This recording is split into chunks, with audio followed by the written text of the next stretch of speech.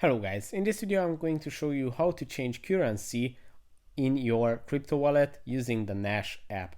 But first of all, I just want to mention, please don't forget to subscribe to my channel, because at 10,000 subscribers I'm going to show you my whole YouTube revenue statistics and my growth strategy, how to make money online. So let's jump into it. First open the Nash app, then go to the settings menu, and in the settings menu you will have to go to the profile and security section. And at the profile and security section, you just have to tap on the preferences list. And in the preferences tab, you will find the currency is going to be the third option.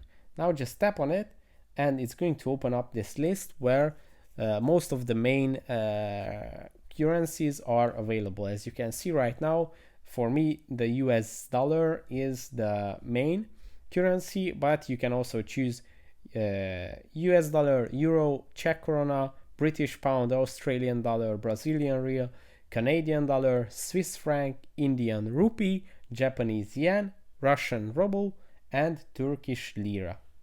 So yeah, you can choose from these currencies and you can choose the one that you prefer. That's it for this video. I hope it was helpful for you. If it was, please consider subscribing and see you in the next one. Bye bye.